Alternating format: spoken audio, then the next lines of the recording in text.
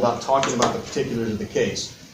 We have a lot of work to do right now that is very, very, very time sensitive.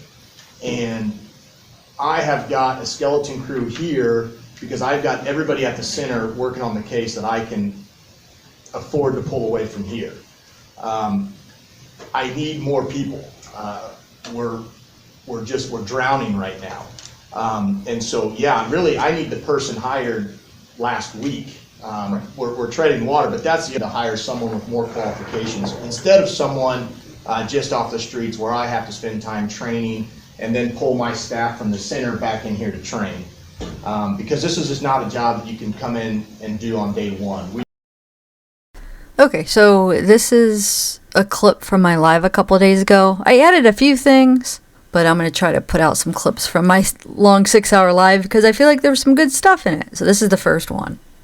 So you might know some of this stuff. I'm just going to show you what I found. It might be stuff you might be like, oh, we already knew that. Who knows? Some of you might have known it, some not. But dang it. So like I said, if this is old news to some of you guys, I don't know. But we're going to start with Mcleland. Hi, this is editing me. So I realized from comments, some people didn't know who the heck I was talking about. Who's the Mclelands? Who's Nick? So Nick Mcleland is the prosecutor in the Delphi case. Okay? This video, I'm going to go on to talk about him and his dad, Stephen Mcleland.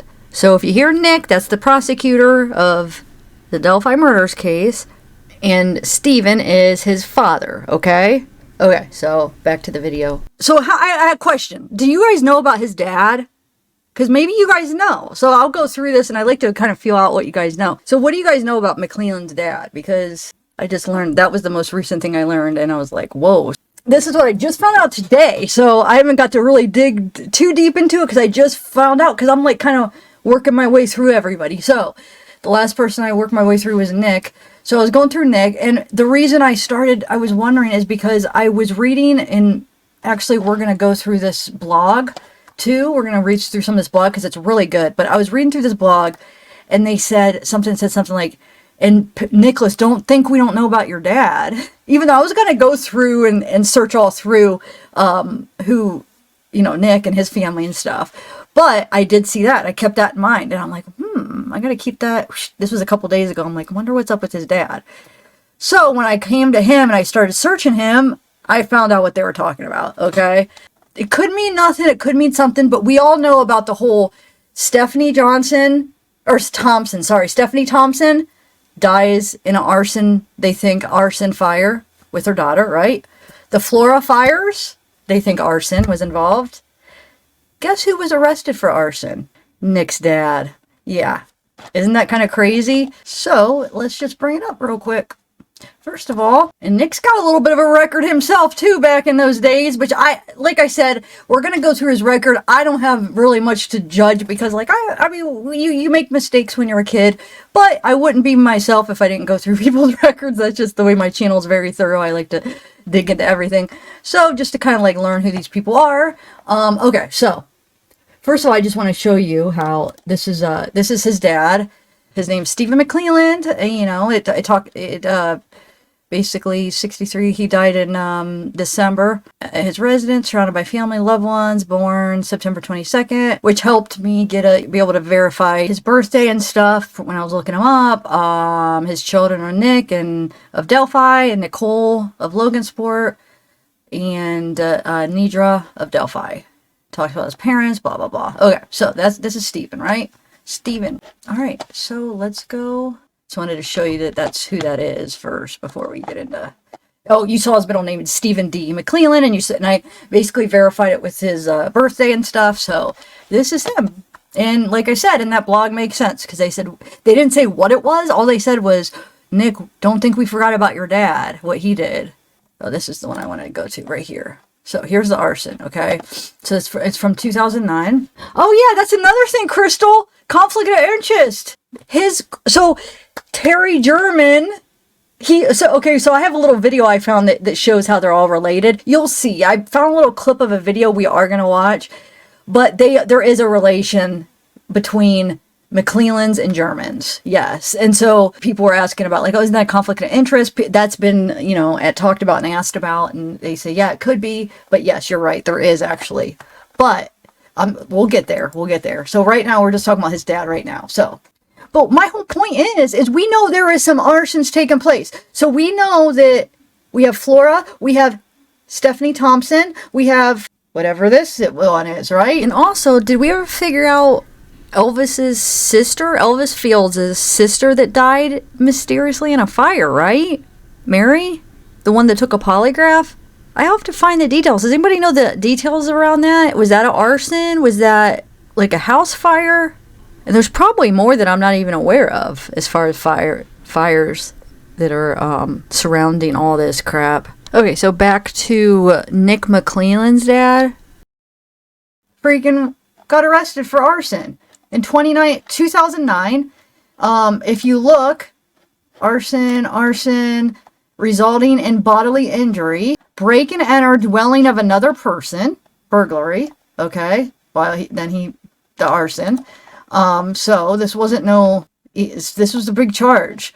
Possession of marijuana hash, habitual substance offender, which we'll see in his other charge that he gets pulled over for a DUI and they find controlled substances on him. So that's his other big charge he has. So yeah, so I thought that was kind of interesting. This is Nick's dad. This is the prosecutor of Delphi's dad. Okay. I have a question for Flora. That was Ives. Ives was doing Flora. That's right. They end up here.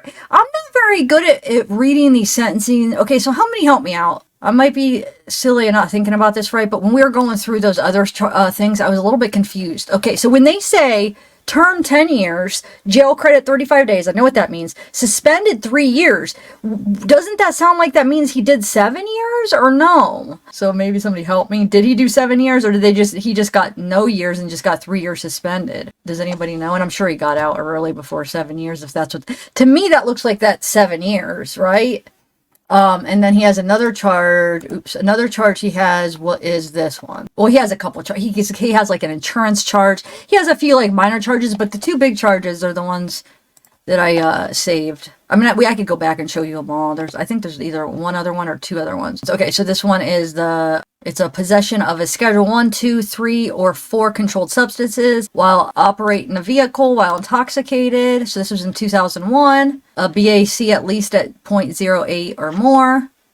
Habitual substance offender. So we saw that in the last one too. Habitual substance offender. So he had possession of Schedule 4. So yeah, so that's that. So he has arson and a substance, and then I'll show you. He has this insurance bureau, Indiana Farm Bureau insurance, and then he has that arson. Here's the substance DUI. Yeah, he just has those three. Okay, so this is just civil Indiana farm insurance. Maybe he didn't have insurance and was supposed to. I don't know. I'm not gonna pretend I know what this means. But yeah, so anyway, so that's that. So we got that. Now let's go back to Nick. I found a few charges on him back in the day. You could tell it's in his college days. So in 2000, he has illegal consumption of an alcoholic beverage. Okay. And then he has, he's got public which I don't, wait, what is public indecency? Let me see what could constitute under that. That's what I wanted to kind of look into. That might not even, I mean, that can mean a lot of things, I feel like, right? Just want to see what it says if you Google it. Because it's only a misdemeanor, it says. So it can't be exposing. No, I guess that's what I was thinking at first. The act of exposing private parts. The act of exposing private parts. Dude, he went, okay, because one of the charges was in Bowling Green. I went to Bowling Green. I was like, he went to Ohio for his, Indiana, Ohio. They're our neighboring state. But he went to actually University of Toledo, which is right by Bowling Green. So that makes sense. But anyway, yeah, so that's what I'm saying. These are his college days. Dude, I'm surprised I didn't run into him. It looks like he was over there around my time. But anyway, public indecency was in 2003. And then Bowling Green, see? Like I said, that makes sense because he went to Toledo University. Disorderly conduct while with intoxication. So he's got, wait, what was the first one we had? Illegal consumption of an alcoholic beverage, which he was probably underage at the time, I'm guessing, right? Maybe. And then he has the public indecency, and then he has the disorderly conduct with intoxication. So he has one in 2000, one in 2003 and one in 2004. And this is in Bowling Green. Like I said, he went to the University of Toledo, which is right near Bowling Green. So it probably was his college days. But anyway, so that's that. I actually went to the county and looked up the records. So here it is. It doesn't really give many details, but it's public indecency, guilty on 9/9/2003, case heard by judge. Fine 100, costs included, no. Here's all the fines. It's a traffic criminal, so I don't know. Public indecency, so he showed himself, I guess. Okay, let's move on. Thought it was just kind of interesting. Like I said, I might look more into that public indecency. I just want to know what the details of that. So I'll get back with you on that. And then here, let me do this little video I found. It explains the relationship between the Mclelands and the Germans. So remember, the Mclelands is Nick Mcleland. He's the prosecutor for the Delphi case, the murder of Abby and Libby, who Richard Allen is the one charged right now for the murder. So the relationship between the prosecutor and the Germans, which is Libby's family. So one of the victims' families. Actually, while I'm finding it, let me play that little clip. I wanted to remind you the thing that Patrick Westphal says about Mcleland. You remember in his interview? I clipped that out in this file because it's about the Mcleland, it's about Nick, about him being shady. So I thought that was important. It's just like a minute while I'm getting the other video to show their relationship. So hold on one second. Heard, about what might have happened out there in Delphi. Asked the question at the end of the interview with the state police. I let them sons of bitches pissed. They asked me the same question. I told them, you guys don't want to know my opinion. They insisted, so I gave it to them both barrels. There is something absolutely down, dark, and dirty in Carroll County, Indiana. Everyone who lives there knows it. Most people ain't got the balls to say it. I have for years, and that's what's always put me in the crosshairs. That Nick Mcleland hates my guts. The law enforcement out there hates my guts. I've had to go to the mayor's office, the previous mayor, and the former police chief's office and tell them, you guys got goddamn cops that are constantly sitting across the street from my house watching me. Getting the hell out of here. I don't care if you like to do that. I'm telling you, it was a big ordeal.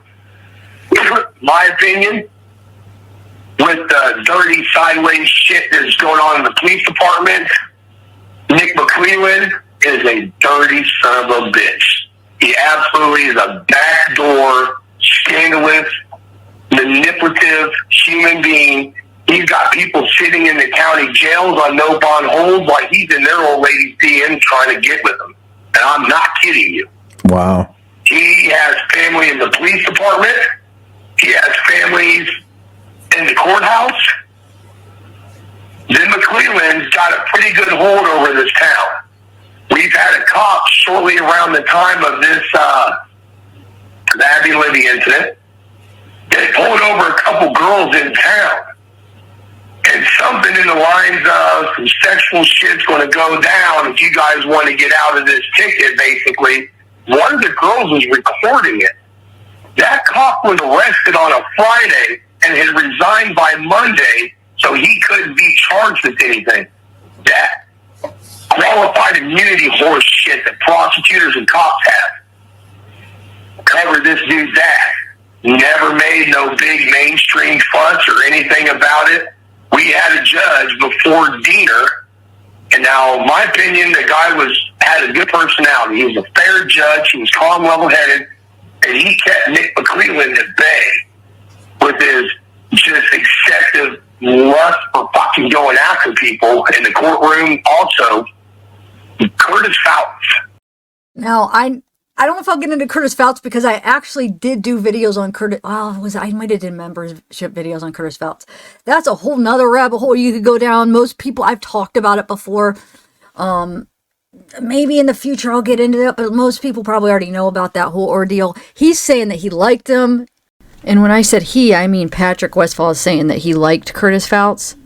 He was saying he had a good personality. Curtis Phelps, maybe he did. There was the whole escort thing. There was like a theory where people thought he was bridge guy. I went down that rabbit hole, came to the conclusion after everything that no, he's not.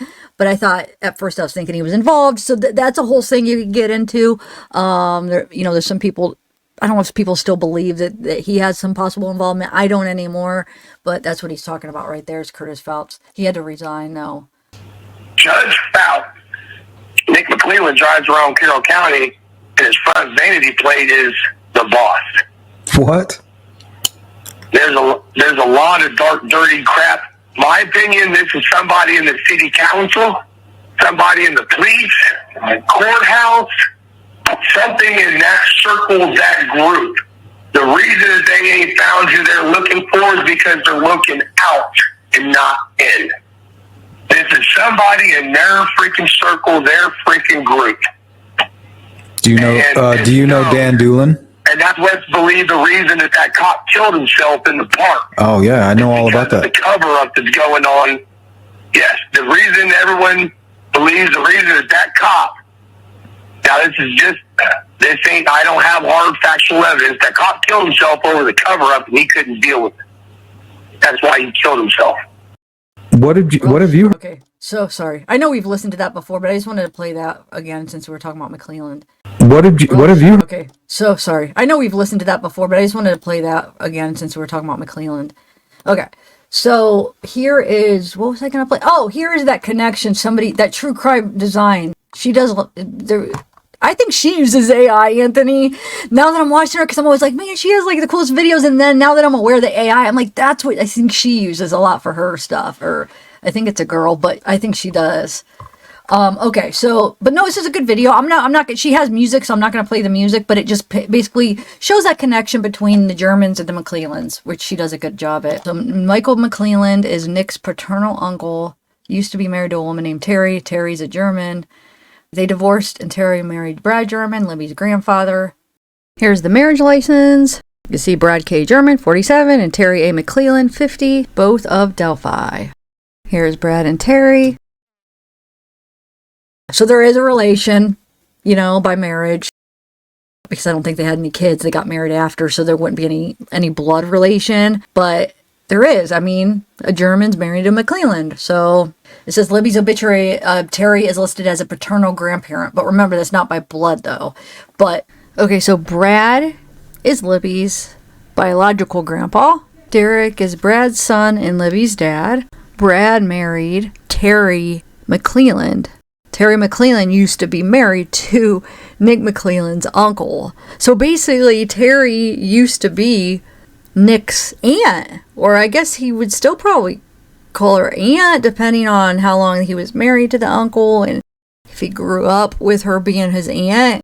When somebody marries your uncle or aunt, that's your aunt or uncle. You know what I'm saying? So his uncle marries Terry. That's his Aunt Terry. And then I don't know what happened with their relationship, if he died or they got a divorce. But then she ends up marrying Brad. And Brad is Libby's grandpa. It's her, Libby's dad's dad. So, yeah. So Terry is basically Libby's step-grandma. I mean, if you want to be technical. So there could potentially be a conflict of interest if somebody brings it up and wants to make it an issue. I don't know how they'd have to go about it and who would have to, to do that. But what do you guys think should be done? Do you think it's okay for him to be the prosecutor? Here's a change.org petition. Keep Abby and Libby arrest evidence sealed. It's got 39,388 that has signed. At 50,000 signatures, this petition becomes one of the top signed on change.org. Wow. How do you guys feel about that? Would you sign a petition to keep the record sealed? Or did you? And do you think they should be sealed? Bottom line is that's what we want. We want to be able to have a fair trial for the defendant and for the prosecution. And if our prosecutor feels that it's necessary to seal these documents for the time being, then I believe in him. Becky tells me she supports the First Amendment, but she's concerned that internet sleuths and others will hurt the case even with redactions. So why take a chance of letting these people bombarding them? So, I mean, it's going to be tough enough for them to be witnesses. They don't need the extra stress. And I have seen that there's people out there that have said that our prosecutor is doing this to protect the family, so that we don't have to see what's in there. And that's not the case. And he wouldn't do it. He wouldn't do it just for our feelings. This case is too important, and we wouldn't want him to do it. Despite national concern and criticism from the legal community, Mcleland argued to support the family's wishes to keep Allen's arrest record sealed. Now, how's that been working out for, I mean, no, I feel like this whole secrecy has only hurt the case. It says, Prosecutor Nick Mcleland argued unsealing the probable cause affidavit would jeopardize the investigation. Mcleland believes Allen isn't the only suspect. He pointed to the family's wishes on an online petition with over 40,000 signatures to keep details under wraps. Additionally, the judge who Mcleland convinced to seal the records originally has since recused himself from the case. And we're going to talk a little bit about that, too.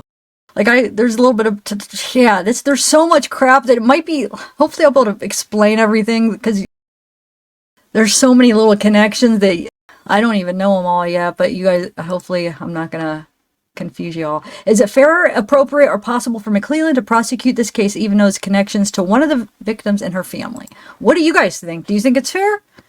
Now, taking everything else aside, just for that fact alone, do you think it's unfair? Do you think it's a conflict of interest just for that fact? Not anything else that you may think of Mcleland, but just for that, I'm just curious.